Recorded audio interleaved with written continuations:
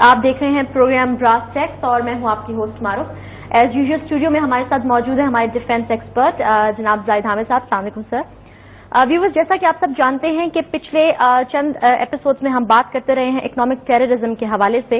हमें बहुत सारी आपकी ईमेल्स जो है मौसूल हुई हैं और जैसा कि आप जानते हैं तमाम एपिसोड्स में हमने बात की हर टॉपिक के ऊपर जो इकोनॉमिक टेररिज्म से रिलेटेड था। हमने बात की इस्लामिक बैंकिंग के ऊपर, हमने बात की पेपर करेंसी, गोल्ड करेंसी के हवाले से। तो बहुत सारी ईमेल्स हमें मौसूल हुई जिसमें आप लोगों ने हमसे रिक्वेस्ट की है कि अभी तक हमने कैपिटल मार्केट या आसान अल्फाज में हम यूं कह सकते हैं कि स्टॉक मार्केट के हवाले से हमने अभी तक कोई बात नहीं की है। इस हवाले से जाहिद हामिद साहब आज स्टूडियो में हमारे साथ मौजूद है। हम उनसे पूछेंगे कि स्टॉक मार्केट के हवाले से उनके पास क्या एक्सपर्ट एनालिसिस है हमें देने के लिए। जी जाहिद साहब। मारूफ, जैसे आपने कहा कि इकोनॉमिक टेररिज्म का आज ये हमारा आखिरी प्रोग्राम है। बिल्कुल। हमने अल्हम्दुलिल्लाह पिछले 16 प्रोग्रामों में कॉम्प्रहेंसिव डिस्कशन कर ली है paper currency based modern economic system पर, जिसकी बुनियाद रिबा या सूद के निजाम पर है, फ्रैक्शनल रिजर्व बैंकिंग के ऊपर है, पेपर करेंसी पे है, और उनके हमने कॉम्प्रहेंसिव सॉल्यूशंस भी दे दिए हैं कि जो एक इंडिविजुअल लेवल पर, एक कलेक्टिव लेवल पर और एक नेशनल लेवल पर या पाकिस्तानी रियासती हुकूमत को क्या स्टेप्स लेने चाहिए। इससे पहले कि हम अपने प्रोग्राम को फाइनली कंक्लूड करें, हम कुछ बात स्टॉक मार्केट्स पे करना चाहेंगे, क्योंकि स्टॉक्स के बारे में हमें बहुत लोगों ने पूछा है कि साहब आपने बैंकिंग सिस्टम के बारे में तो बात की है, स्टॉक मार्केट्स के बारे में बात नहीं की। और जनरल पब्लिक को नॉर्मली इतना नॉलेज भी नहीं होता स्टॉक। इसको हम आज सिंप्लीफाई करेंगे। देखिए, स्टॉक मार्केट्स हम सिंपल अल्फाज में बता दें, चाहे वो न्यूयॉर्क स्टॉक एक्सचेंज हो, लंदन स्टॉक एक्सचेंज हो, चाहे वो कराची की स्टॉक एक्सचेंज हो, ये वो कॉन्सेप्ट है कि जो ज़ायनिस्ट ने साथ साथ डेवलप किया था जब ये मॉडर्न बैंकिंग सिस्टम को डेवलप कर रहे थे। और ये एक फंडामेंटल इंस्ट्रूमेंट है आज के दौर में किसी माशरे की इकोनॉमिक सिस्टम को कंट्रोल करने के लिए। ज़ायनिस्ट ने जो मॉडल क्रिएट किए थे, जैसे बैंकिंग सिस्टम या फ्रैक्शनल रिजर्व, उस तरीके से स्टॉक मार्केट्स भी उसी का एक शाख है, एक ब्रांच है, और एक ऐसा इंस्टीट्यूशन है कि जिसको बराह रास्त ज़ायनिस्ट जिसको कंट्रोल करके माशरे में मनी सप्लाई को और माशरे की इकोनॉमिक हेल्थ को कंट्रोल करते हैं। ये हम एक्सप्लेन करते हैं किस तरह। देखिए, बुनियादी तौर पर तो स्टॉक्स का या शेयर्स का कॉन्सेप्ट बड़ा सिंपल है। मिसाल के तौर पर एक company oil and gas development corporation या पाकिस्तान इंटरनेशनल एयरलाइंस या पाकिस्तान रेलवेज या इस किस्म की कोई बड़ी कंपनी प्राइवेट या पब्लिक प्राइवेट मार्केट में आती है और अपने शेयर्स फ्लोट करती है रेवेन्यू जनरेट करने के लिए, फंड जनरेट करने के लिए। और वो लोग पूरे पाकिस्तानी कौम को, पाकिस्तान की मिसाल हम लेते हैं, पूरी पाकिस्तानी कौम को वो शेयर्स दे दिए जाते हैं। 100 रुपए का एक शेयर होता है, कोई 10 शेयर खरीद लेता है, कोई 100 खरीद लेता है, कोई 2000 खरीद लेता है। हर आदमी शेयर्स का बेसिक कॉन्सेप्ट ये है कि आप उस कंपनी में हिस्सेदार हो जाते हैं, उसका शेयर खरीद लेते हैं, आप शराकतदार हो जाते हैं, और वो कंपनी जब काम करती है, अपने साल की अपनी प्रोडक्शन देती है और जो मुनाफा आता है, फिर वो मुनाफा हर हिस्सेदार को थोड़ा थोड़ा करके तकसीम कर दिया जाता है। यहां तक तो ठीक है बात। इन्वेस्टमेंट की हद तक बहुत से लोग जिनके पास फालतू पैसा होता है, पेंशन फंड्स होते हैं, रिटायरमेंट फंड्स होते हैं, एक्सेस वेल्थ होती है, लिक्विड कैश होता है, उसको रखने के बजाय वो किसी बड़ी कंपनी में हिस्सेदार बन जाते हैं या उसके हिस्से खरीद लेते हैं या शेयर खरीद लेते हैं इन्वेस्टमेंट पॉइंट ऑफ व्यू से। और फिर एक उम्मीद भी होती है कि साल के साल अच्छी कंपनी है तो आमदनी और मुनाफा भी हमें आता रहेगा। और अगर देखा जाए तो अगर उस कंपनी का कारोबार हराम नहीं है, अगर वो कंपनी हराम बजाते खुद हराम काम में इन्वॉल्व नहीं है, तो ये एक अच्छा तरीका है अपनी इन्वेस्टमेंट सिक्योर करने का और एक हलाल आमदनी लेने का। अगर बिस्किट बनाने की फैक्ट्री है या रेलवेज है या पीआईए है, ऑयल एंड गैस है, तो ये बड़े अच्छे कारोबार हैं। आदमी इसमें शेयर खरीद ले और उसके अंदर उसको एक एनुअल आमदनी आती रहे, यहां तक तो कोई प्रॉब्लम नहीं है। प्रॉब्लम कहां शुरू होती है स्टॉक मार्केट्स में? प्रॉब्लम ये शुरू होती है कि जब स्टॉक मार्केट बनाई जाती है। स्टॉक मार्केट का मतलब यह है कि जहां पर एक ऐसी जगह जहां पर ब्रोकर्स बैठे होते हैं और तमाम कंपनियां जो पाकिस्तान में अपना कारोबार कर रही होती हैं, जिन्होंने अपने शेयर्स मार्केट में लोगों को ऑफर किए हुए होते हैं, उन कंपनियों के शेयर्स की खरीदो फरोख्त उस जगह पर हो रही होती है। और ब्रोकर्स बैठे होते हैं जिनका काम यह होता है कि जो खरीदार है उससे खरीदार उनसे राब्ता करता है, जो अपने शेयर्स बेचना चाहता है वो इनसे राब्ता करता है, और ये ब्रोकर्स इस खरीदो फरोख्त में अपना कमीशन निकालते हैं। ये ब्रोकर्स साल के डिविडेंड पे नहीं कमा रहे हैं, नोट कीजिएगा यहां पर। یعنی یہ ڈیویڈنڈ کا تھوڑا سا آپ یعنی سال کے سال جو آمدنی کمپنی دیتی ہے اپنے منافع کو تقسیم کرتی ہے اپنے شیئر ہولڈرز کو، اس کو ڈیویڈنڈ کہتے ہیں. ٹھیک ہے. یعنی اگر میں نے 100 شیئر خریدے ہوئے oil and gas development corporation کے اور ان 100 شیئرز کے اوپر جو مجھے منافع ملے گا سال کا سال، یہ ڈیویڈنڈ ہے. بالکل. بروکرز اس پہ لیکن بروکرز یہ کرتے ہیں کہ اگر یہ شیئرز میں نے فروخت کیے، مثال کے طور پر آپ کو میں نے یہ شیئرز فروخت کیا اور یہ بروکر کے تھرو خریداری ہوئی ہے، تو بروکر مجھ سے بھی کمیشن لے گا، آپ سے بھی کمیشن لے گا. یعنی بروکر جو ہے he is living off other peoples buying and selling. دوسرے لوگ خرید و فروخت کر رہے ہیں اور یہ اپنا کمیشن اس میں نکال رہا ہے. بالکل بیچ میں. اچھا، اس میں ایک اور پرابلم ہوتی ہے. ایک پرابلم یہاں یہ شروع ہو جاتی ہے کہ بہت سے لوگ مارکیٹ میں آتے ہیں، ان کے پاس شیئرز ہوتے ہیں، وہ شیئرز صرف اس لیے لیتے ہیں کہ انہوں نے ان شیئرز کی خرید و فروخت پر کمانا ہوتا ہے، سال کے ڈیویڈنڈ یا منافع پر نہیں کمانا ہوتا. یہ ایک ذرا فرق سمجھیے گا یہاں پہ. مثال کے طور پر اگر میرے پاس 100 شیئر ہیں اور میں مارکیٹ میں لا کے ان شیئرز کو فروخت کرتا ہوں اور فوراً ہی میں کسی دوسری کمپنی کے شیئرز خرید لیتا ہوں اور شام میں ان کو بھی اگلے دن ان کو فروخت کر دیتا ہوں. اب یہ میں دیکھ رہا ہوں کہ جو میں منافع کما رہا ہوں وہ ان شیئرز کی خرید و فروخت پہ، جہاں میں نے دیکھا ان کے ریٹ ذرا اوپر ہوئے میں نے فروخت کر دیا، جہاں میں نے دیکھا اس میں ذرا ریٹ کا نیچے جا رہے میں رک گیا. تو جو پروفٹ میکنگ ہے، جو انسان خرید و فروخت کر رہا ہے، وہ اس کمپنی کے سال کے ڈیویڈنڈ پہ نہیں کما رہا ہے بلکہ اس شیئرز کی خرید و فروخت پر کمیشن لے رہا ہے یا پروفٹ اس پر کمانے کی کوشش کر رہا ہے. اب یہاں 3 پروفٹ ڈومینز آ گئی. ایک اس شیئر پہ وہ ڈیویڈنڈ ہے جو کمپنی سال کے سال آفر کرے گی اس شخص کو جس کے پاس وہ شیئرز ہے. دوسرا وہ شخص ہے کہ جو ڈے ٹریڈنگ کر رہا ہے، روز صبح خریدتا ہے شام کو بیچتا ہے اور خرید و فروخت پر پیسہ کمانے کی کوشش کر رہا ہے. اور تیسرے وہ اسٹاک بروکرز ہیں جو اس ڈے ٹریڈنگ کے اوپر، اس روز کی خرید و فروخت کے اوپر اپنا کمیشن لے رہے ہیں. بالکل صحیح. یہ جو پہلا طریقہ تھا کہ ایک شخص سال کے سال اپنا پروفٹ لیتا ہے، اس کمپنی جب کمپنی اس کو 1 سال کے بعد ڈیویڈنڈ دیتی ہے، وہ تو ٹھیک ہے. یہ دونوں طریقے جو ہیں یہ سوائے جوئے کے، سوائے اسپیکولیشن کے اور سوائے سٹے بازی کے اور کچھ بھی نہیں ہے. ہوتا یہ، اس کو ہم ایکسپلین کرتے ہیں. ہوتا یہ ہے کہ مثال کے طور پر افواہ چھوڑ دی جاتی ہے مارکیٹ میں کہ فلانی کمپنی کے شیئر جو ہیں وہ نیچے گرنے والے ہیں. ریومرز. ایک ریومر، اسپیکولیشن، اور بڑے بڑے جو بروکرز ہیں، بڑے بڑے جو پلیئرز ہیں، وہ لوگ جنہوں نے بہت بھاری شیئرز میں انویسٹمنٹ کی ہوتی ہے، ان کو بہت فائدہ ہوتا ہے ذرا سی ریومر بھی ریلیز کر دیں تو اس کمپنی کے شیئرز نیچے گرتے ہیں خوف کے مارے کہ لوگ بڑا اپنے شیئرز کو سیل کرنا شروع کرتے ہیں اس خوف سے کہ شاید وہ کمپنی نقصان میں آنے والی ہے یا حکومت تبدیل ہونے والی ہے یا کوئی ملک میں دھماکہ ہو گیا تو شاید پالیسی چینج ہو جائے گی. اس قسم کی ریومرز کریٹ کرنے کی وجہ سے جب لوگ اپنے شیئرز مارکیٹ میں پھینکتے ہیں، جو کہ جھوٹی ریومر ہوتی ہے، کوئی فساد برپا نہیں ہوا ہوتا، تو جو بڑی بڑے ڈیلرز ہیں، بڑے بڑے بروکرز ہیں یا بڑے بڑے انویسٹرز ہیں، وہ ان شیئروں کو سستا خرید لیتے ہیں. اور سستا خریدنے کی وجہ سے اب اگلے دن جب لوگوں کو ہوش آتا ہے کہ یہ تو جھوٹی خبر تھی اور فیک تھا، and they lose all their investments, اور وہ شیئرز ان سے زبردستی بکوا لیے جاتے ہیں اور وہی ہوتا ہے کہ پھر وہ بھاگتے ہیں اپنے شیئر واپس خریدنے کے لیے. تو پتہ لگتا ہے کہ جنہوں نے خریدے ہوتے ہیں وہ بہت مہنگے داموں کو بیچ رہے ہوتے ہیں. And the big investors make a killing in rumours, in speculation, in gambling. یہ لٹرل گیمبلنگ ہے. جو لوگ ڈے ٹریڈنگ کرتے ہیں، سارا فساد ان کی طرف سے برپا کیا ہوا ہوتا ہے کیونکہ وہ اسپیکولیشن، ریومرز، سب چیزیں سٹا ہوتا ہے یہ جس پہ وہ ایک اندازہ کر کے خرید و فروخت کر رہے ہیں شیئرز کا.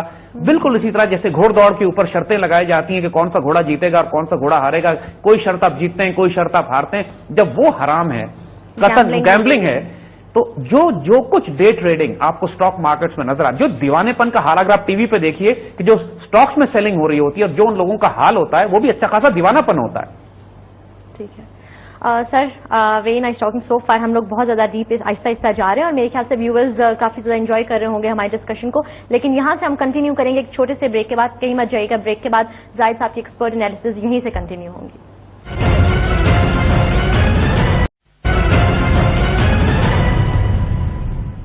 ویلکم بیک ویورز، آپ دیکھ رہے ہیں پروگرام براس ٹیکس. بریک پہ جانے سے پہلے ہم بات کر رہے تھے اسٹاک مارکیٹ کے حوالے سے. جی زید صاحب پلیز کنٹینیو. دیکھیے، اسٹاک مارکیٹ میں اگر ٹریڈنگ کو آپ دیکھیے ٹیلی ویژن پہ جو اکثر ہمیں نظر آتی ہے، لٹرلی لگتا ہے کہ لوگ دیوانے ہوئے ہیں، وہاں چیخیں مار رہے ہیں. بالکل صحیح. اور ایک چیخ چلا اور ایک طوفان، ایک مچھلی بازار مچا ہوا ہے. یقین نہیں آتا یہ ہو کیا رہا ہے یہاں پہ. بالکل صحیح. دیکھیے، اب کانسیپٹس آپ کو کلیئر ہونا شروع ہو جائیں گے. کچھ ٹرمز آپ سنتے ہیں کہ اسٹاک مارکیٹ آج بیرش ہے، آج بلش ہے، آج مندی کا رجحان ہے، آج تیزی ہے اس کے اندر. یہ سب ہے کیا چیز؟ یہ تمام کی تمام اصطلاحیں، اور جو آج کہا جاتا ہے کہ 10,000 کا نفسیاتی انڈیکس عبور کر گیا اور 13,000 کا انڈیکس عبور کر گیا، یہ ساری کی سارے فالس اور جھوٹے انڈیکیٹر ہیں ایک اکانومی کی ہیلتھ کے. پاکستان کی اکانومی کی ہم صرف مثال دے کے آپ کو بتاتے ہیں. اسٹاک مارکیٹس میں آپ نے پلیئرز ریکگنائز کر لیے ہیں. ایک تو وہ جینوئن شیئر ہولڈرز ہیں کہ جنہوں نے کمپنی سے شیئر خریدے ہیں اور شیئر رکھ کے وہ گھر پہ بیٹھے ہوئے ہیں اور وہ سال کے سال ڈیویڈنڈ لے رہے ہیں. ایک وہ اسٹاک بروکرز ہیں کہ جن کا کام کمیشن پہ کمانا ہے. اب ظاہر ہے جتنی زیادہ ٹریڈنگ اور سیلنگ ہوگی اتنا زیادہ کمیشن ملے گا ان کو. اور دوسرے وہ جواری ہیں، اسپیکولیٹرز ہیں، وہ سٹے باز ہیں کہ جو ایزیوم کر کے ایک شرط لگا کے، ایک جوا لگا کے، اسپیکولیٹ کر کے کوشش کرتے ہیں کہ زیادہ سے زیادہ پیسے شیئرز کی خرید و فروخت پہ کمائیں، سال کے ڈیویڈنڈ پہ نہ کمائیں. تو جتنا آپ کو دن میں اتنے شیئرز کا خرید و فروخت ہوئی کی بات کی جاتی ہے، بالکل بنیادی طور پر 99% اس کے اندر سٹے باز ہوتے ہیں. ان کے اندر وہ ڈے ٹریڈرز ہوتے ہیں یا وہ اسپیکولیٹرز ہوتے ہیں یا وہ جواری ہوتے ہیں کہ جو شیئرز کی خرید و فروخت پر کما رہے ہوتے ہیں، ڈیویڈنڈز پر نہیں کما رہے ہوتے. لہذا جب یہ کیفیت ہوتی ہے اسٹاک مارکیٹ کی تو آرٹیفیشلی اسٹاک مارکیٹ کو انفلیٹ کرنا، آرٹیفیشلی یہ تاثر دینا کہ مارکیٹ میں بہت تیزی آئی ہوئی ہے، تیزی کا مطلب زیادہ شیئر خرید و فروخت ہو رہے ہیں، بروکرز زیادہ کما رہے ہیں. اور جب کسی کمپنی کے سٹاکس کو یہ گرانا چاہتے ہیں تاکہ بعد میں اس کو خرید کر زیادہ نفع اس کے اوپر کمائیں، تو ریومرز، افواہیں، چھوٹی چھوٹی خبروں کے اوپر ایسا تاثر کریٹ کر دیتے ہیں. اس کی مثال ہم آپ کو دیتے ہیں. 1823 وغیرہ میں 1830-40 کے آس پاس جب نیپولینک وارز ہو رہی تھی تو راس چائلڈز کی یہ مثال ہم دے چکے ہیں اپنے پروگرام میں کہ راس چائلڈز کو پہلے خبر مل گئی تھی کہ ڈیوک آف ویلنگٹن کو شکست ہوئی، ڈیوک آف ویلنگٹن کو فتح ہوئی ہے نیپولین کے مقابلے میں اور انگلینڈ جیت گیا ہے.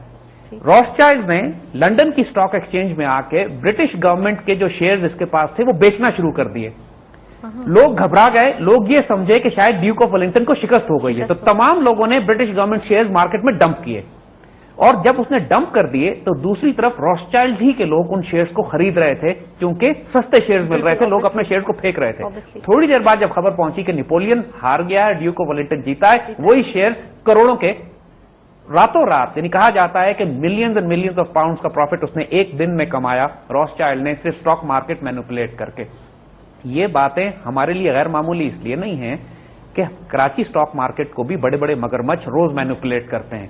ہمارے ہاں روز اسٹاک مارکیٹ کو اوپر اٹھایا جاتا ہے، پھر کریش کیا جاتا ہے. اور بڑی ایک سخت بات لگے گی لیکن ہم کہنا چاہیں گے، لوگ کہتے ہیں چھوٹا انویسٹر لوز کرتا ہے. وہ چھوٹا انویسٹر نہیں ہوتا، وہ چھوٹا جواری ہوتا ہے، وہ چھوٹا ڈے ٹریڈر ہوتا ہے.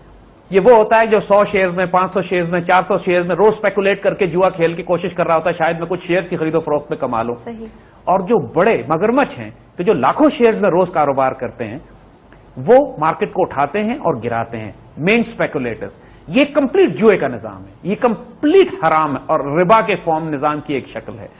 اور کوئی انڈیکیٹر نہیں ہے یہ نیشنل ہیلتھ کا. کوئی کمپنی اپنی جگہوں پہ سارے ملک میں کام کر رہی ہوتی ہیں، وہی پروڈکشن ہوتی ہے ان کی. لیکن نارملی تصور یہی کیا جاتا ہے اسٹاک مارکیٹ میں تیزی آ گئی جیسے اس کنٹری کی بڑی اسٹیبل اکانومی ہے. یہ تمام کا تمام میں نے عرض کیا نا اسپیکولیٹو ہے. یہ تمام کا تمام آرٹیفیشلی کریٹ کیا جاتا ہے. اسٹیبل اکانومیز میں بھی افواہ پھیلا کے مارکیٹ کو کریش کرایا جاتا ہے اور انسٹیبل اکانومیز میں بھی زبردستی امپریشن یہ دیا جاتا ہے کہ مارکیٹ بہت اسٹیبل ہے تاکہ لوگ انویسٹ کر کے پیسہ اوپر اٹھائیں اور آخر میں یہ پیسہ نکال کے لے جاتے ہیں. جو کریش آف 1929 میں انہوں نے امریکہ میں کیا تھا، جس کی پوری تفصیل ہم اپنے پروگرام میں ڈسکس کر چکے ہیں پہلے.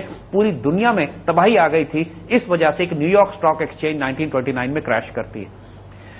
ایک اور جو بہت ہی ناپاک کام اسٹاک مارکیٹس کے ذریعے کیا جاتا ہے وہ ہاسٹائل ٹیک اوورز کا ہے. دیکھیے ہم آپ کو ایک مثال دیتے ہیں. آپ اگر کسی شخص کے گھر میں گھس کے اس کو یہ کہیں کہ تم یہاں سے نکل جاؤ، اب یہ گھر میرا ہو گیا، تو عام اصطلاح میں اس کو قبضہ گروپ کہتے ہیں. عام اصطلاح میں کہتے ہیں کہ اس کی زمین پہ زبردستی قبضہ کر لیا گیا. اسٹاک مارکیٹس میں ایک اور کھیل جو ناپاک کیا جاتا ہے، جو آج کل کی ماڈرن کارپوریٹ انوائرمنٹ میں اور اسٹاک ایکسچینجز میں ایکسیپٹیبل پریکٹس ہے، اس کو ہاسٹائل ٹیک اوورز کہتے ہیں. ہوتا وہ کیا ہے کہ مثال کے طور پر ایک کمپنی نے شیئرز فلوٹ کیے، اس کمپنی نے اپنا سرمایہ زیادہ سے زیادہ اکٹھا کرنے کے لیے جو کمپنی کے اونرز ہیں، مالک ہیں، جنہوں نے جان مار کے پوری کمپنی کو اسٹیبلش کیا ہے، انہوں نے 55% شیئر مارکیٹ میں سیل آؤٹ کر دیے اور خود اپنے پاس 45% شیئر رکھے اور क्योंकि 55% शेयर जो है वो पूरे मार्केट में तकसीम होते हैं, लोगों ने शेयर खरीदे होते हैं, किसी के पास 2%, किसी के पास 5%, किसी के पास 6% शेयर होता है और एनुअल डिविडेंड्स उनको मिल रहे होते हैं। एक शख्स, बड़ा इन्वेस्टर या बड़ा शार्क या मगरमच्छ, उसको हम जो भी नाम दें, वो ये चाहती है, कॉम्पिटिटर वो ये चाहता है कि इस कंपनी को टेक ओवर कर ले। मतलब फार्मास्यूटिकल कंपनी है कोई, उसने 45% शेयर मालिक ने अपने पास रखे हैं, बाकी उसने मार्केट में रिलीज कर दिए हैं। जो कॉम्पिटिटर है, जो कोई और जो उसको कब्जा करना चाहता है इसकी कंपनी पर, वो इसी तरह मार्केट को मैनिपुलेट करके, अफवाह फैला के, झूठ बोल के और डीलर्स और ब्रोकर्स के साथ मिलकर तमाम शेयर्स 45% शेयर्स जो मालिक के पास होते हैं वो तो होते हैं, 55% शेयर्स जो मार्केट में होते हैं वो खरीद लेता है। और जब इसके पास मेजॉरिटी शेयर्स आ जाते हैं और मालिक को पता भी नहीं होता कि ये झूठ बोल के और मार्केट मैनिपुलेट करके और मार्केट को उठा के और गिरा के और रूमर्स फैला के किस तरीके से कौन ये शेयर खरीदे चला जा रहा है, तो नतीजा ये होता है कि अगले दिन जब मालिक अपने दफ्तर पहुंचते हैं तो पता लगता है कि उनकी कंपनी के 55% शेयर इनका मुखालिफ के हाथ में आ चुके हैं और वो कंपनी को टेक ओवर कर चुका है। रातों रात मालिक बन जाता है, रातों रात एक दूसरी पार्टी मालिक बन जाती है और असल मालिक जो है वो बेदखल कर दिए जाते हैं। इसको हॉस्टाइल टेक ओवर्स कहते हैं। Hostile take overs. और ये एक एक्सेप्टेबल प्रैक्टिस है, ये शरन भी हराम है, गैर इखलाकी भी है, मगर इस स्टॉक मार्केट, जिस तरीके से बैंकिंग का पूरा निजाम जिसकी बुनियादी रिबा पे है, गैर इखलाकी और हराम और नापाक है, इसी तरह स्टॉक मार्केट्स की मैनिपुलेशन का पूरा निजाम भी उसी बैंकिंग के निजाम की एक एक्सटेंशन है और उसी तरह हराम और नापाक है जिस तरह पूरा बैंकिंग का निजाम रिबा बेस्ड है। ये जुआ बेस्ड है, वो रिबा पे काम करता है, ये जुए पे बेस करता है, ये गैम्बलिंग पे बेस करता है। तो लिहाजा जो तमाम लोग स्टॉक मार्केट्स में इन्वेस्ट करना चाहते हैं वो मार्केट में इन्वेस्ट ना करें, वो शेयर्स में इन्वेस्ट करें। उसका हम तरीका बताते हैं क्या और इस प्रॉब्लम को रोकने का तरीका क्या है। देखिए, स्टॉक मार्केट को क्लीन अप कैसे किया जाए, उससे पहले हम एक मिसाल आपको स्विस कैनाल की भी देना चाहेंगे। 1860-70 वगैरह में फ्रेंच पहुंचे मिस्र के हाकिम के पास, मिस्र के पाशा के पास, जो खिलाफत उस्मानिया का एक गवर्नर था। उससे कहा कि हम आपको स्विस कैनाल बना के देते हैं। और स्विस कैनाल उस वक्त बहुत बड़ी जरूरत इसलिए थी कि मेडिटेरेनियन से लेकर इंडियन ओशन तक वो एक, और रेड सी के जरिए एक कैनाल बननी थी। और इस वक्त उससे पहले पूरी जो कॉलोनियल एम्पायर थी वो अफ्रीका से घूम कर आती थी और इंडिया और चाइना वगैरह की तरफ जाती थी, तो उनको बीच में कैनाल चाहिए थी। अब स्विस कैनाल बनाने के लिए इन्होंने ऑफर किया, फ्रेंच गवर्नमेंट ने, फ्रेंच इन्वेस्टर्स ने मिस्र के पाशा को कि आप पार्टनर बन जाइए हमारे, फॉर एग्जांपल 50-50, 50% इन्वेस्ट आप करें, 50% हम करते हैं, जो प्रॉफिट होगा हम कमाएंगे। मिस्र के पाशा के पास पैसे नहीं थे। इन्हीं फ्रेंच ने आके, इसको बैंकर्स ने ऑफर किया कि कर्जा भी हम आपको देते हैं, कर्ज हम आपको देते हैं, आपके पास पैसे आ जाएंगे, आप स्विस कैनाल कंपनी बना लीजिए। मशहूर स्विस कैनाल कंपनी बनाई गई जिसके अंदर स्विस पाशा ने कर्ज लेके शेयर ले लिए। अब कैनाल बन गई। इसके बाद क्या हुआ वो हम आपको बताते हैं थोड़ी। जी जैद साहब, बिल्कुल यहीं पे हम ब्रेक के बाद अपनी डिस्कशन दोबारा शुरू करेंगे। व्यूअर्स, एक छोटी सी ब्रेक का वक्त हुआ चाहता है। ब्रेक के बाद ऑब्वियसली जैद साहब की डिस्कशन होंगे और हम वेलकम बैक व्यूअर्स। जी जैद साहब, ब्रेक पे जाने से पहले हम बात कर रहे थे स्विस कैनाल के हवाले से, काइंडली कंटिन्यू। जी, तो स्विस कैनाल कंपनी जब बनाई गई 1830-40 में, कि जब फ्रेंच ने इजिप्शियंस के साथ, मिस्री बादशाह के साथ मिलकर एक कंपनी बनाई और 50% दोनों ने अपने शेयर डाले इसमें, और वो मिस्र के पाशा ने भी ये पैसे कर्ज पर लेकर इन्वेस्ट किए थे। सही। अब जब स्विस कैनाल बन गई तो दुनिया की सबसे बड़ी और सबसे कीमती ट्रेडिंग रूट थी, यानी पूरे दुनिया के जहाज, पूरा एम्पायर, ब्रिटिश एम्पायर की सारी ट्रेडिंग और शिपिंग यहीं से होती थी। तमाम तर आमदनी मिस्र को और उस फ्रेंच कंपनी को आ रही थी कि जिसने पार्टनरशिप जिसकी थी। मगर चूंकि मिस्र के बादशाह ने कर्ज लेके और बहुत भारी सूद पर यह कर्ज लिया था, तो कर्ज की अदायगी उसके लिए मुमकिन ही नहीं थी। और मिस्र तकरीबन उस वक्त बैंकरप्ट मुल्क था, उसकी तमाम दौलत खजाने लूटे जा चुके थे। और मजबूर होकर इस बादशाह को जब और कोई ऑप्शन नहीं था, तो ब्रिटिश ने इसको ऑफर किया कि आप अपने शेयर्स मार्केट में फरोख्त कर दीजिए मुख्तलिफ कंपनीज को, ताकि आपको जो हिस्सा आपका है वो आप मार्केट में दीजिए, आपको पैसे मिलेंगे, वो आप कर्ज की अदायगी में हमें वापस करें। वही पुराना सूद का निजाम जो हमने जिसकी बात पहले कर चुके हैं। यूं ही मिस्र के पाशा ने अपने शेयर्स मार्केट में लाए, ब्रिटिश गवर्नमेंट मूव करती है और तमाम शेयर्स खरीद लेती है मिस्र के पाशा से, यानी एक हॉस्टाइल टेक ओवर होता है। मिस्र के पाशा को पता भी नहीं चलता कि उसके शेयर गए किस तरफ, और पूरी Swiss canal British French ownership में आ जाती है और मिस्र के लोगों का उसमें कोई हिस्सा नहीं होता। और यकीन करेंगे आप कि 100 साल तक तकरीबन 1953 तक मिस्र का स्विस कैनाल पर कोई हक नहीं था, जबकि पूरी दुनिया की ट्रेडिंग मिस्र की स्विस कैनाल से हो रही थी और मिस्री भूखे मर रहे थे। ये होता है शेयर्स मैनिपुलेट करके टेक ओवर्स करने का नतीजा। اور شیئرز میں کس طریقے سے شیئرز خرید لیے جاتے ہیں مختلف کمپنیز شیئرز بنا کر. اور 1953 میں جمال عبد الناصر نے نیشنلائز کر لیا سوئس کینال کو زبردستی, کیونکہ اس کے پیچھے اس وقت روس کی طاقت تھی, اور برٹن اور فرانس نے حملہ کیا سوئس کینال چھڑانے کے لیے, لیکن نتیجتاً اس جنگ کے نتیجے میں کامیابی نہیں ہوئی. اینڈ برٹن فرانس ریئلائز, یہ معاملہ عدالت میں چلا گیا اور اس کے بعد عدالت نے فیصلہ دیا کہ بالآخر یہ سوئس کینال جو ہے مصر کو دے دی جائے. یعنی 100 سال تک اربوں اربوں اربوں ڈالر کی جو آمدنی مصر کو ہو سکتی تھی وہ اس 1853-1860 کے ہاسٹائل ٹیک اوور کے نتیجے میں شیئرز کو مینوپولیٹ کرنے کے نتیجے میں وہ فرانس اور برٹن لے گئے, اور مسلمانوں کی 100 سال کی دولت یہ ہڑپ کرتے رہے جو سوئس کینال کے ذریعے مسلمانوں کو مل سکتی تھی. قیمتیں اوپر کیسے جا رہی ہیں؟ یہ وہی معاملہ جس طرح گولڈ کی پرائسز, جس طرح آئل کی پرائسز, جس طرح فوڈ پرائسز, یہ تمام جو بروکرز ہیں یہ کیونکہ ہر چیز آ کے ایک جگہ ٹریڈ ہوتی ہے, جس کو کنٹرول کرتے ہیں چند یہودی یا بڑے بڑے فائنانشیئرز, ان کو اختیار ہوتا ہے کہ وہ جس طرح چاہیں مینوپولیٹ کر کے پرائسز کو اوپر یا نیچے کرتے چلے جائیں. اگر فری مارکیٹ ہو, انڈیپینڈنٹ ٹریڈنگ ہو, جو کہ ہم آگے بتائیں گے, تو یہ سارا اسٹاک مارکیٹ کا فساد ختم ہو سکتا ہے. دیکھیے ہم نے بڑے بڑے بت توڑے ہیں یہاں پہ, ہم نے پیپر کرنسی سے لے کے بینکنگ سسٹم اور ربا کے نظام, اسٹاک مارکیٹ کے بارے میں بھی ہم یہ کہتے ہیں کہ کفر کے نظام کی بہت بڑی بنیاد اسٹاک مارکیٹ ہے اور حرام کام ہے یہاں پہ جو بھی ہو رہا ہے. اور یہ جب ایک اسلامک اکنامک ماڈل آئے گا تو اس میں یہ اسٹاک مارکیٹس نہیں ہوں گی. اب اس صورتحال میں کیا جا سکتا ہے؟ مثال کے طور پر آپ لوگ ضرور شیئر خریدیں کمپنیز کے, کیونکہ وہ جس طرح کہا کہ اینول ڈویڈنڈ سے جو کمانا چاہتا ہے وہ ٹھیک ہے, لیکن اس کا طریقہ پھر یہ ہے کہ آپ جو اسٹاک مارکیٹس بناتے ہیں اس کے اندر کمپنیز اپنے کاؤنٹرز خود کھولیں اور لوگوں کے پاس فزیکل شیئرز ہوں. یعنی آج کل شیئرز کو بھی جس طرح کرنسی کو ڈیجیٹل کر دیا ہے انہوں نے, آج کل شیئرز کو بھی ڈیجیٹل کر دیا ہے. کسی کے پاس شیئر ہوتے نہیں, کوئی کاغذ دیکھتا نہیں, صرف کمپیوٹر پر بائنگ اینڈ سیلنگ ہو رہی ہے. لہذا یہ جوا, یہ سود, یہ سارا کا سارا اسپیکولیشن کا کام جو ہے یہ ہو رہا ہوتا ہے. اگر فزیکل شیئرز ٹرانسفر ہوں تو اس طرح کی اسپیکولیشن ہو نہیں سکتی. کمپنیز اپنے کاؤنٹرز کھولیں, جس نے اپنے شیئرز فروخت کرنے ہیں وہ اپنی کمپنی کو بیچے, جس نے خریدنے اس کمپنی سے خریدے, اور کسی ایک کمپنی کا دوسری کمپنی سے کوئی واسطہ اور تعلق نہیں ہے, کوئی بروکر بیچ میں انوالو نہ ہو, کلین سموتھ نظام ہو. اور سب سے بڑھ کر آپ اسٹاک مارکیٹس کے اندر یہ بروکرز اور ڈے ٹریڈنگ کا نظام ختم کر دیجئے. یعنی جو شخص صبح خرید کے شام بیچنے والا کام شیئر کی خرید و فروخت میں کر رہا ہے تو یہ نیچرل انسٹنکٹ ہے اس کی کہ وہ زیادہ سے زیادہ پروفٹ کمانے کے لیے زیادہ سے زیادہ افواہیں پھیلائے گا, قیمتیں کو اٹھائے گا اور گرائے گا اپنے پروفٹ کو مینوپولیٹ کرنے کے لیے. اور جو جتنا بڑا پلیئر ہوگا اتنی ہی زیادہ اس کی طاقت ہوگی افواہ اور جھوٹ پھیلانے کے لیے.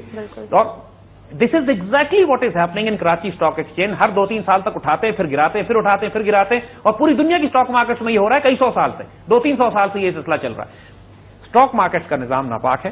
اسٹاک مارکیٹس کا جو اس وقت ایگزسٹنگ سیٹ اپ ہے, شیئر جائز کمپنی کے لے کر اس میں annual dividend is clean, is no problem in that, لیکن دا وے دے آر بینگ ٹریڈڈ, جس طرح ان کو ٹریڈ کیا جاتا ہے اسٹاک مارکیٹس میں ڈے ٹریڈرز کے ذریعے اور بروکرز کے ذریعے, یہ بالکل ناپاک نظام ہے. لیکن جیسا آپ کا کیا خیال ہے, کمپنیز اگری کریں گی اس بات کے اوپر بذات خود اگر وہ اپنا کمپنی, جیسے آپ نے کہا کہ کاؤنٹر دیکھیے بات یہ ہے کہ اگر حکومت سختی کرے تو سب کچھ ہو سکتا ہے. جس طرح وہی بات ہے کہ جس طرح ہم نے بات پرائیویٹ بینکنگ کے خلاف کی تھی کہ پرائیویٹ بینکس نہیں ہونے چاہیے, نیشنلائز بینکس ہوں, پھر نیشنلائز بینکس موو کریں بیت المال کی طرف, اسی طریقے سے کہ جو کمپنیز ملک میں کام کر رہی ہیں ان کو ریگولیٹ کیا جا سکتا ہے. ایک دفعہ ہم اس مائنڈ سیٹ سے نکلیں. دیکھیے مغرب کی یہ اتنی اندھی تقلید ہم لوگ کیا ہوتی ہے کہ وہ اگر سانپ کے بل میں گھستے ہیں تو ہم بھی ان کے پیچھے گھس جاتے ہیں. اور اس مائنڈ سیٹ کو, اس غلامانہ ذہن کو توڑنا ضروری ہے کہ جو اکنامک ماڈل مغرب سے آ رہا ہے وہی ماڈل ہم اڈاپٹ کریں گے, کیونکہ ان کی بنیاد جوئے اور سود پہ ہے. ہمارے اکنامک ماڈل کی بنیاد جوئے اور سود پہ نہیں ہے. حلال طریقے سے بھی کمپنی کے شیئر خریدے اور بیچے جا سکتے ہیں. اسپیکولیشن, جوا اور ڈے ٹریڈنگ کی ضرورت نہیں ہے اس میں. اور جس طرح ہم نے کہا کہ اگر کوئی حکومت کرنا چاہے اس معاملے میں تو ریگولیشن اس کے لیے بنانی پڑیں گی اور بنائی جائیں گی. جب بھی ایک اسلامک اکنامک ماڈل بنے گا تو آج جو لوگ شیئرز میں ٹریڈ کرنا چاہتے ہیں وہ اس بات کو ذہن میں رکھیں کہ کیا وہ کمیشن لے رہے ہیں شیئرز کی بائنگ اینڈ سیلنگ کے اوپر, کیا وہ ڈے ٹریڈنگ کر کے اسپیکولیشن کر رہے ہیں, یا پھر وہ جینوئن ڈیویڈنڈز کے ساتھ لے رہے ہیں. یہ تمام ایسپیکٹس ہیں کہ جو اسٹاک مارکیٹ کے حوالے سے ہم چاہتے تھے ایک دفعہ بات کر لیں, کیونکہ پورا ہمارا زائنسٹ اکنامک ماڈل ہم ڈسکس کر لیا. آج ہم نے اسٹاک مارکیٹ کو بھی کور کیا اور اب ہمارا یہ پروگرام آج کنکلوڈ ہو جائے گا. لیکن اس سے پہلے ہم کچھ سوالوں کے جواب دینا چاہیں گے کیونکہ ہمیں کچھ ای میلز آ رہی ہیں and people would like to know so many things. ہم نے بہت ساروں کو تو almost every concept has been discussed, لیکن کچھ کنکلوڈنگ کانسیپٹس ہیں کہ جو ہم چاہیں گے کہ ایک دفعہ ریوائز بھی ہو جائیں اور کچھ سوالوں کے ہم جواب دے سکیں. بالکل جیسا آپ صحیح کہہ رہے ہیں. کچھ کوشچنز ناظرین ہمارے پاس موجود ہیں جو آپ لوگوں نے ای میل کے تھرو سینڈ کیے. پہلا سوال میں آپ سے صاحب یہ کرنا چاہوں گی, کچھ ویورز ہمارے جاننا چاہتے ہیں کہ آپ نے بہت سارے ٹاپکس کے اوپر بات کی، اکنامک ٹیررزم میں اسلامک بینکنگ کے اوپر یا پیپر کرنسی کے حوالے سے بھی بات کی، بہت سارے اسٹیپس یا طریقے بھی آپ نے بتائے ان سے نمٹنے کے، جیسا کہ آپ کہہ سکتے ہیں. تو کس طرح سے اس کو پرائیورٹائز ہم کس طرح سے کر سکتے ہیں ان اسٹیپس کو؟ پہلے ہم کون سے اسٹیپ لیں، کس طرح سے ہم کنٹینیو کریں؟ دیکھیے، انڈیویجول لیول پہ ہم سب سے پہلے بات کریں گے. ہمارے ان پروگراموں کو ایک دفعہ پھر دیکھیے گا، ایک ایک اسٹیپ ہم نے ڈیفائن کیا ہوا ہے، سمرائز کر رہے ہیں ہم صرف، اب اس کو کنکلوڈ ہو رہا ہے. یہ سب سے پہلی پرائیورٹی آپ کی یہ ہے کہ آپ اپنی زکوٰۃ ریئل ویلتھ میں نکالنا شروع کریں. دیکھیے، زکوٰۃ جب ریئل ویلتھ میں نکالنے کا مطلب یہ ہے، رمضان آ رہا ہے، اب رمضان چند ہفتوں میں رمضان شروع ہو جائے گا اور لوگ رمضان میں زکوٰۃ نکالتے ہیں. زکوٰۃ آپ نے کسی کو دینی ہے. ہم نے یہ بات کہی تھی کہ زکوٰۃ سونے اور چاندی میں نکالیے. اس کے لیے ہر انسان اپنی کیپیسٹی کے مطابق، اگر کسی کی مثلا زکوٰۃ 10,000 بنتی ہے تو وہ کسی بھی جولر کے پاس جا کے 10,000 روپے کا سونا خرید لے. اگر اس کو پوری بڑی، اگر چھوٹی بریک اس کو نہیں مل رہی ہے تو جولرز آپ کو چھوٹا سونا بھی دے سکتے ہیں. آپ اس کو کہیے کہ آئی وانٹ ٹو بائی، یا نہیں ملتی تو ایک رنگ، ایک چوڑی خرید لیں سونے کی، جو کہ جس کے اندر، جس کو جولرز کی زبان میں بنوائی کہتے ہیں، کہ وہ جو ان کی لیبر کاسٹ ہے وہ کم سے کم ہوتی ہے، اور اینڈ یو گیٹ گولڈ. آپ اس کو لے کر کسی یتیم اور بیوہ کو زکوٰۃ میں تقسیم کر سکتے ہیں جو اس کے پاس سیونگز کے طور پر رہ سکے. زید صاحب، بہت سارے کوشچنز ہمارے پاس اور بھی موجود ہیں، یہیں سے ہم کنٹینیو کریں گے. اس وقت ایک چھوٹی سی بریک لیتے ہیں. We'll get back to you after the break.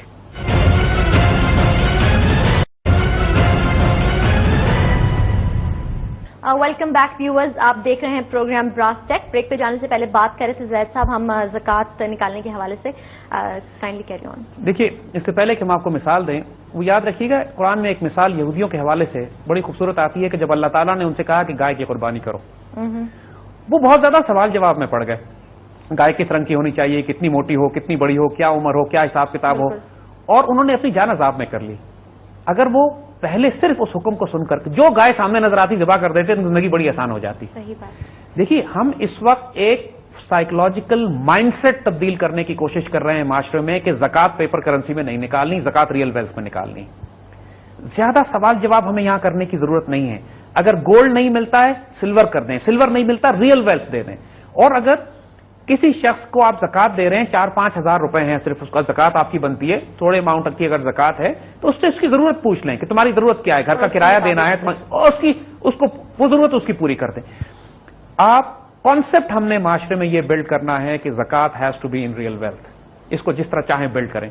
اور اس سے پہلے جو بات ہے کہ دیکھیے، جو کانسیپٹ ہم نے ابھی دیے ہیں ان کو امپلیمنٹ کرنے میں اوور نائٹ یہ معاملہ نہیں ہو سکے گا جب تک حکومت اس میں بذات خود اپنا دخل نہ دے، کیونکہ ابھی حکومت دخل نہیں دے رہی ہے. تمام بڑی بڑی تحریکیں جو ویلفیئر کی یا فلاح کی یا اصلاح کی معاشرے میں بنتی ہیں وہ اوور نائٹ نہیں بن جاتی. حضور صلی اللہ علیہ وسلم کو بھی 23 سال لگے اب دین کی دعوت مکمل کرتے کرتے. ہمیں بہت زیادہ جلد بازی نہیں کرنی، لیکن ایک فرم ڈٹرمنیشن کے ساتھ اپنے مشن پر آگے چلنا ہے. ہم نے اس زائنسٹ اکنامک ماڈل کو چیلنج کرنا ہے، اس میں کوئی چوائس نہیں ہے ہمارے پاس. اب ہمارا سروائیول اس میں ہے. اب بات پوری کھل کے سامنے آ گئی ہے. ہمیں اس کے تمام ناپاک چہرے دیکھ لیے ہیں اور ہم نے اپنے آپ کو بھی بچانا ہے، اپنے معاشرے کو بھی بچانا ہے، اپنے ملک کو بھی بچانا ہے. اور اس کے لیے ہمیں سب سے پہلے اس میسج کو عام کرنا ہے. ابھی تک ہمارا یہ پیغام عام نہیں ہوا ہے کیونکہ ابھی تک پاکستان کے 16 کروڑ عوام تک یہ بات پہنچی نہیں ہے. اور جن تک پہنچی ہے ان پر ذمہ داری ہے کہ اس میسج کو پہلے بہت آگے پہنچائیں. یونیورسٹیز میں، کالجز میں اس کی ٹرانسلیشنز کریں مختلف لینگویجز میں. مسلم ورلڈ میں اس میسج کو جانے کی ضرورت ہے. جو اپنے طور پر کر سکتے ہیں کریں. ڈو ناٹ آسک دوسرا کیا کر رہا ہے. Do your own but and responsibility. کوئی یہ کام ایک شخص نہیں کر سکتا. ہم نے اگر اذان دی ہے تو اس اذان کو دور تک پہنچانا یہ تمام مسلمانوں کی ذمہ داری ہے کہ جو اس مشن میں شریک ہیں اور شریک ہونا چاہتے ہیں. اور آپ کا اجر صرف اللہ کی ذمہ ہے. Do an organised work. مگر آرگنائزیشنز بنانے کی ہمیں ضرورت نہیں ہے ابھی، کیونکہ آرگنائزیشنز آلریڈی بہت بنی ہوئی ہیں جنہوں نے مسلمانوں میں فرقہ اور فتنے بہت پھیلا دیے ہیں. ہر اچھا کام جو مسلمان کر رہا ہے اس کے ساتھ کام کیجیے. زکوٰۃ ریئل ویلتھ میں نکالیے. اس کے بعد تعامل مسکین کا جو کانسیپٹ ہم نے دیا تھا، مسکینوں کو کھانا کھلانے کا، ہر محلے میں، ہر مارکیٹ کمیٹی میں، ہر فیکٹری میں، ہر گاؤں میں، ہر مسجد میں مسکینوں کو کھانا کھلانے کا انتظام ہونا چاہیے. مایوس مت ہوئیے گا. شروع میں آپ کوشش کریں گے، لوگ آپ کو ڈسکریج کریں گے، لوگ ساتھ نہیں آئیں گے، یہ سب ہوگا. لیکن آپ کو سب سے پہلے معاشرے کے کمزور ترین طبقے کو کھانا کھلانا ہے. تعامل مسکین کا بہت بڑا مقام ہے دین میں. دیکھیے، ہم رمضان میں بھی یہی حکم ہے کہ اگر روزہ نہیں رکھ سکتے ہو تو مسکینوں کو کھانا کھلاؤ. تو ہمارا تو دین کی بنیاد اس بات پر ہے. شروعی دین اس بات پہ ہوتا ہے کہ مسکین کو کھانا کھلاؤ. اور تعامل مسکین اپنی جو رزق اللہ نے آپ کو دیا ہے، جو بات کو ہم پوری کر چکے ہیں کہ جو کچھ اللہ نے آپ کو دیا اس میں سے مساکین کے ساتھ شیئر کیجئے، اس کو تقسیم کیجئے اور سوال جواب نہ کریں، بس تقسیم کرتے چلے جائیں. اسی طرح زکات ریئل ویلتھ میں نکالیے.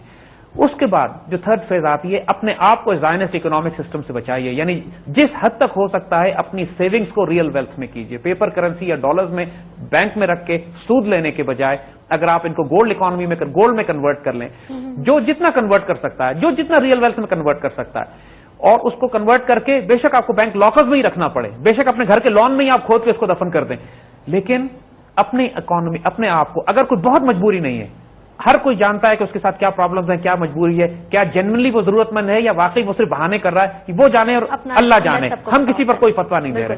لیکن جو کر سکتا ہے اپنے آپ کو اس زائنس اکنامک ماڈل سے نکالے. بینکنگ مجبوراً بینک اکاؤنٹ ہمیں بھی رکھنا پڑتا ہے کیونکہ اس دنیا میں ہم کام کر رہے ہیں، لیکن اپنا کانٹیکٹ ہم نے بیر منیمم رکھا ہوا ہے بینک کے ساتھ. یعنی ہم صرف ایک بیر منیمم کانٹیکٹ صرف اس لیے رکھتے ہیں کہ اگر کوئی ٹرانزیکشن ہمیں کرنی پڑے تو، لیکن ہماری ایسٹس، ہماری ویلتھ، ہمارے ریزروز، ہمارے جو انویسٹمنٹس ہیں وہ لکوڈ کیش میں، پیپر کرنسی میں، ڈالرز میں، بینکنگ سسٹم کے اندر رکھے ہوئے نہیں ہیں. اور مسلمانوں کو اپنی دولت بینکوں میں رکھ کر سود لینے کے بجائے اگر ان کے پاس پیسے ہیں تو ایک طریقہ تو یہ ہے کہ جائز شیئر خرید لیں اچھی کمپنیز کے، جیسی بات ہم نے کہی تھی، لیکن ڈے ٹریڈنگ نہ کریں، اور اس میں سال میں جو ڈیویڈنڈ ملتا ہے ایک وہ آپ کی انکم اچھی ہو سکتی ہے. دوسرا طریقہ یہ ہے کہ ریئل ویلتھ یا گولڈ میں انویسٹ کر لیجیے، گولڈ کی پرائسز بھی چل رہی ہے، ضرورت ہوگی اس کو استعمال کر لیجیے. تیسرا طریقہ ہے کسی اچھے دوست کے ساتھ شراکت کر کے تجارت میں شریک ہو جائیے، پروفٹ اینڈ لاس میں. اور تجارت اللہ کی طرف سے، کوئی اچھا دوست ساتھی آپ کو ملتا ہے تو اس میں پروفٹ بھی ہو سکتا ہے، لاس بھی ہو سکتا ہے. یا پھر یہ کہ کوئی ریئل ویلتھ، کوئی ایسٹ، کوئی پراپرٹی، کوئی زمین لے کے، دکان لے کے کرائے پہ ہی دے دیجیے. بے شک بہت سے طریقے ہیں کہ انسان بینکنگ سسٹم سے، اس ربا کے نظام سے، سود کے نظام سے، اس ڈے ٹریڈنگ سے، اس سٹے سے، اس جوئے سے اپنے آپ کو بچا کر بھی اپنا رزق حلال کما سکتا ہے. اور اٹیمپٹ کیجیے.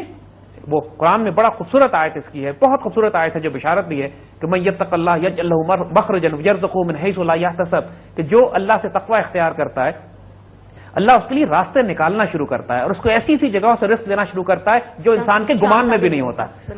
تو اللہ پہ حوصلہ رکھیے، بھروسہ رکھیے. جب آپ ایک دفعہ اس راستے پہ نکلیں گے اللہ ٹیسٹ تو کرے گا، مشکلات تو آئیں گی، پریشانیاں تو آئیں گی، نقصانات تو ہوں گے، لیکن یہی چیلنج ہے. پھر اب یہ کس نے ایزیوم کر لیا کہ اس کفر کے نظام سے ہم نکلنا بھی چاہتے ہیں اور ہمیں کوئی دقت اور پریشانیاں بھی نہیں آئیں گی. سو سمپل سٹیپس ہیں.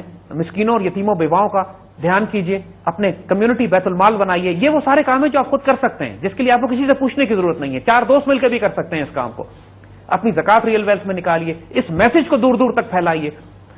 اپنے ایسٹس کو ریئل ویلتھ میں کنورٹ کیجیے اور زائنس اکنامک ماڈل سے اپنے آپ کو بچا کے رکھنے کی کوشش کیجیے. اتنا کر سکتے ہیں. یہ ہم سارے انفرادی لیول پہ اور کمیونٹی لیول پر بات کر رہے ہیں، کیونکہ بہت سارے کام ایسے ہیں کہ جو حکومت وقت کو کرنے ہوتے ہیں، اور جب تک حکومت وقت ساتھ نہ دے اس وقت تک پورا معاشی نظام تبدیل نہیں کیا جا سکتا. لیکن کم از کم بڑی بڑی کمیونٹیز مسلمانوں کی ایسی بن سکتی ہیں جو اپنے آپ کو اس نظام سے الگ کر کے رکھیں. انشاءاللہ تبدیلی ضرور آئے گی اور براس ٹیکس یقیناً اس تبدیلی کو لانے میں ایک اہم کردار ادا کرے گا. وقت ہوا چاہتا ہے ایک چھوٹی سی بریک کا. حاضر ہوتے ہیں بریک کے بعد.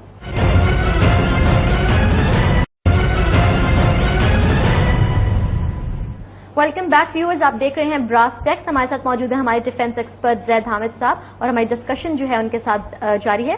زید صاحب، ایک سوال جو میں آپ سے اور کرنا چاہوں گی جو ای میلز میں ہمیں کافی زیادہ آیا. بہت سارے لوگ یہ جاننا چاہ رہے ہیں کہ کیا وہ انڈیویجول لیول پر گولڈ اور سلور کوائنس کو یا آپ کہہ لیں درہم اور دینار کی کرنسی کو وہ کس طرح سے آلٹرنیٹو بیسس پہ یوز کر سکتے ہیں، اس بارے میں آپ کیا کہنا چاہیں گے؟ دیکھیے، ایک بات ذہن میں رکھیے گا کہ جب تک کہ معاشرے میں ایک جنرل نالج، ایک اویئرنیس ایک خاص مقام تک نہ آ جائے، یعنی اس حد تک معاشرے میں کامن نالج ہو جائے کہ لوگ خود انتظار کریں، لوگ خود تڑپیں، لوگ خود چاہیں کہ وہ ایک alternate gold and silver currency adopt کرنا چاہتے ہیں، اس وقت تک کمیونٹی یا کلیکٹیو لیول پر بھی اس کرنسی کو جاری کرنا بڑا مشکل ہو جائے گا.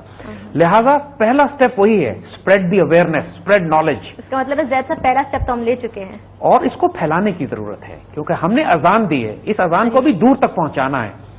جب لاکھوں پاکستانی، کروڑوں پاکستانی خود یہ چاہیں گے تو دیکھیے جس طرح ملیشیا میں ہوا ہے، کیونکہ ملیشیا میں ان کی قیادت ڈاکٹر مہاتیر محمد بذات خود اس کانسیپٹ کو پش کر رہے تھے. نتیجہ یہ ہوا کہ ملیشیا میں پرائیویٹ منٹس بن گئی کہ جو گولڈ اینڈ سلور کوائنز یا درہم اور دینار چھاپ کے جاری کر رہی ہیں. اب چونکہ وہ ریکگنائز کمپنیز ہیں، ان کی اپنی سیل ہے، اپنی اسٹیمپ ہے، اپنی گارنٹی ہے.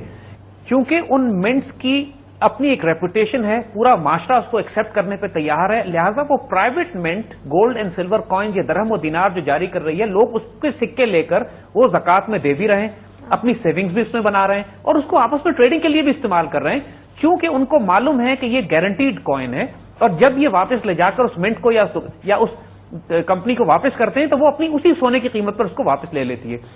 جب تک کہ یہ کانسیپٹ آپ پاکستان میں شروع نہیں کریں گے, یا تو کسی بڑا اسٹرانگ جیولر ہو, جیولر ایسوسیشن ہو, یا کوئی بڑا بزنس مین ہو, یا سونے کا کاروبار کرنے والی یا کوئی پرائیویٹ کمپنی ایسی بن جائے کہ جو سونے اور چاندی کے سکے جاری کرے, پراپر ایڈورٹائز کرے ان کو کہ ہمارے پاس یہ گولڈ کوائنز اویلیبل ہیں, اور اپنے گولڈ کوائن ہم مارکیٹ کی ویلیو گولڈ پرائسز پر واپس لینے کو تیار ہیں. جب اس قسم کا ایک اسٹیبلشڈ ادارہ بن جائے گا ملک میں, تب لوگ بہت سکون اور اطمینان کے ساتھ درہم اور دینار کو بھی ٹریڈ کرنا شروع کریں گے, جس طرح مارکیٹ میں یورو اور ڈالرز اور پاؤنڈ اور ریال ٹریڈ ہوتے ہیں, کیونکہ یہ ایک آلٹرنیٹ کرنسی کے طور پہ مارکیٹ میں آ جائے گا. اگر ایک فرد یا ایک چھوٹے سے 10-15 لوگ یا 20-50 لوگ مل کے اس کام کو کرنا چاہیں تو ان کو دقت اس لیے ہو جائے گی کہ اگر وہ کسی جیولر کے پاس جا کے سونے اور چاندی کے سکے بنا بھی لیتے ہیں تو کوئی دکان والا اس کو ایکسپٹ نہیں کرے گا, لوگ شک میں پڑیں گے کہ یہ اصلی بھی ہے, جعلی ہے, یہ کیا سلسلہ ہے. تو اس کے لیے ایک اتھارٹی ہونا ضروری ہے, چاہے وہ ایک کلیکٹو اتھارٹی ہو, یعنی جس طرح ہم نے کہا کوئی پرائیویٹ کمپنی ہو جو جاری کرے, یا حکومت جاری کرے. اور جب تک یہ کام حکومت نہیں کرتی ہے, کم از کم اس وقت تک ایک اویئرنیس جاری کی جا سکتی ہے, لوگوں کو اتنا اویئر کیا جا سکتا ہے کہ اتنی ڈیمانڈ معاشرے میں ہو کہ لوگ اپنی سیونگز پیپر میں کرنے کے بجائے گولڈ میں کریں. اور دیکھیے اس وقت مارکیٹ میں سونے کی چھوٹی اینٹیں 5 گرام کی 10 گرام کی نہیں مل رہی ہیں, لوگوں کو عام طور پہ شکایت ہے کہ نہیں ملتی ہیں. لیکن وہی بات کہ جب اویئرنیس ہوگی, جب ڈیمانڈ بڑھے گی تو جولرز بھی لا کے رکھیں گے اپنے پاس, اور وہ مارکیٹ میں ملنا شروع ہو جائیں گی. تو پھر ہم بات وہی کر رہے ہیں کہ پہلا سٹیپ اویئرنیس ہے, نالج بیسڈ ہے, یونیورسٹیز میں, کالجز میں, مسلمان کمیونٹیز میں اس پورے پیغام کو پھیلانے کی ضرورت ہے. ہمارا پروگرام آج الحمدللہ اللہ کے فضل سے 17 ایڈیشنز کے بعد یہ ختم ہو رہا ہے.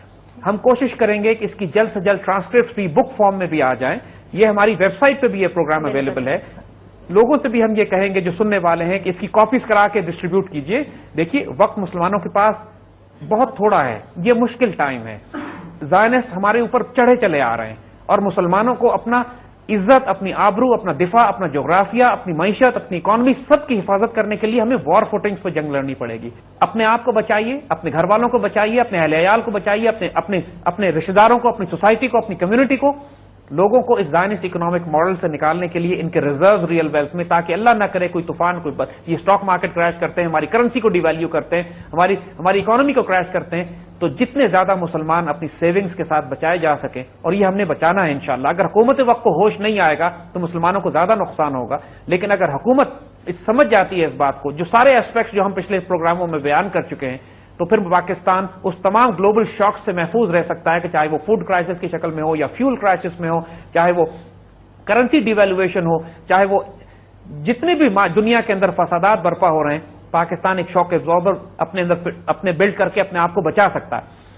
ہمیں امید نہیں ہارنی ہے, اللہ کا بہت فضل ہے اور کرم ہے, وسائل ہمارے پاس موجود ہیں, نوجوان موجود ہیں, لوگ موجود ہیں, اور درد رکھنے والے لوگ موجود ہیں کہ جو کرنا چاہتے ہیں. ہمارا اس قوم کا المیہ قیادت کر رہا ہے, لیکن انشاءاللہ قیادت اگر ساتھ نہ بھی دے تو یہ قوم اجتماعی طور پر اتنی متحد ہو سکتی ہے کہ اپنے لیے ایک نظام, اپنا دفاعی نظام مستحکم کر سکے, چاہے وہ معیشت میں ہو, چاہے وہ ملکی دفاع میں ہو. پاکستان کے لیے ہم دعائیں خیر کرتے ہیں, مسلمانوں کے لیے دعائیں خیر کرتے ہیں, اور انشاءاللہ العزیز یہ خوشخبری بھی دیتے ہیں کہ جب یہ باتیں اللہ نے نکالی ہیں یہاں تک, تو وقت بھی دور نہیں ہوگا کہ مسلمان اپنا اکنامک ماڈل بھی قائم کر سکیں گے. اس مشن کو لے کے چلیے, اس آواز کو لے کے جائیے, اس کو جس طرح مرضی, جو صلاحیت اللہ نے آپ کو دی اس کو پروموٹ کیجیے, چاہے ویب سائٹ پہ ہو, اور خاص طور پہ ہم کہیں گے کہ اس کو مختلف زبانوں میں ٹرانسلیٹ کیجیے.